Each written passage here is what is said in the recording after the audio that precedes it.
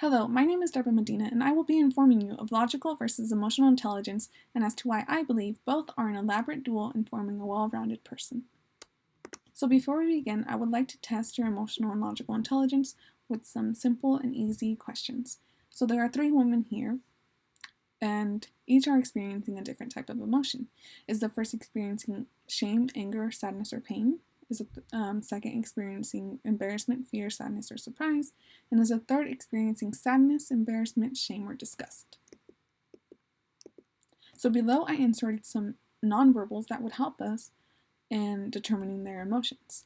So the first woman is experiencing pain, the second fear, and the third embarrassment. Now some logical problems. 47 plus 30, 855 divided by 9. Susan bought 2 packs of toilet paper. Each pack has 15 rolls and each roll has 288 squares. How many square pieces does she have total? The answers are 77, 95, and 8,640. Hopefully just enough for quarantine. So now I would like for you to think of the following and why. Would you rather be street smart or book smart? Would you prefer to work harder or smarter? Mind over matter or vice versa? And do you agree or disagree? It's not what you know, rather whom you know. Emotional and logical intelligence are influenced by a variety of factors, including culture. So the value given to education and relationships. Gender, an example of this would be Indian women and how they are restricted to obtain an education. Race and ethnicity, also including nationality. An example of this would be Asians and their high expectations to academics while remaining family-oriented. Personality, so introvert, extrovert, ambivert, personality types A, B, C, and D. I think there's a C. No, there's a C. And social status, whether one could afford to attend a prestigious school or maintain and build a relationship with someone that could potentially promote them. Now the definition. Logical intelligence consists of mathematics, analytics, rational reasoning, and there's more to that, and emotional intelligence, which is identifying, expressing, and understanding the emotions of oneself and others. Emotional intelligence, otherwise known as EI, requires the presence of at least one other intelligence for the qualifier to having currency. So going off that, Gardner created a theory of multiple intelligences, which consists of 7, and they are spatial, naturalist, musical, logical, mathematical, existential, interpersonal, bodily kinesthetic, linguistic, and intrapersonal. Those 7 are moreover specific, as in Charles Spearman's G and S factors. And there is the G factor, which is the overall general ability, which Alfred Binet incorporated in his intelligent quotient test, otherwise known as the IQ test. It's also important to note in Gardner's book, Frames of Mind, he noted that the increase in one intelligence does not necessarily mean the decrease in another. So the contrast and similarities.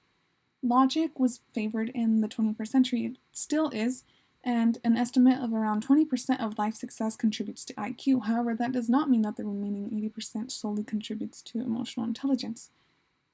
Logic is known for being prestigious with its effective and efficient problem-solving to complex problems and abstract, even critical thinking. Emotional intelligence has been the zeitgeist of the 21st century. Employers favor this to build and maintain relationships with customers. It's also statistically proven that people with EI have high self-esteem, so they are more motivated and report being more satisfied in their overall life through education, relationships, and work. So the similarities in both. They are both practical in daily life. So day in and day out. Let's say you wake up in the morning and you say good morning to those in your household to maintain that relationship. Then you go grocery shopping and you calculate how much money you would be spending.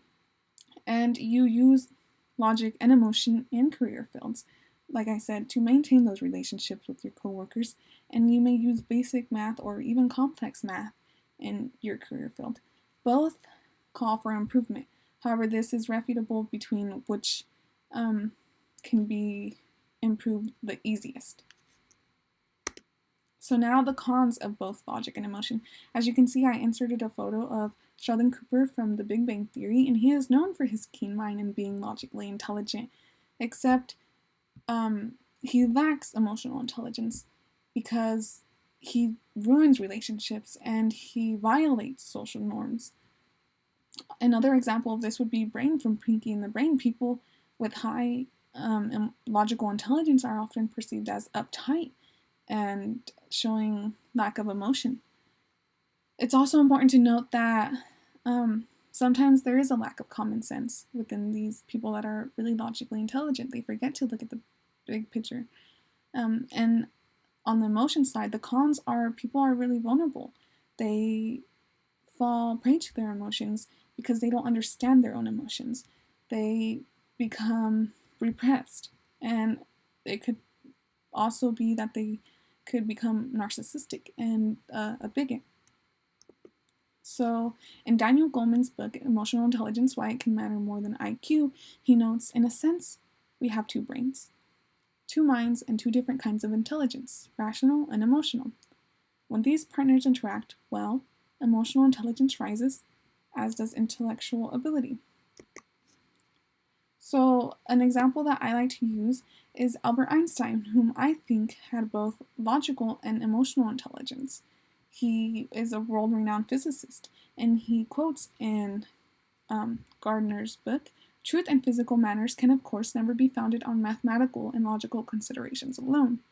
So he was curious, he created, he was imaginative, and he expressed himself through his hypothesis, through his inventions. So that is my citations. And if you have any questions, comments, or concerns, just let me know, and thank you for your time.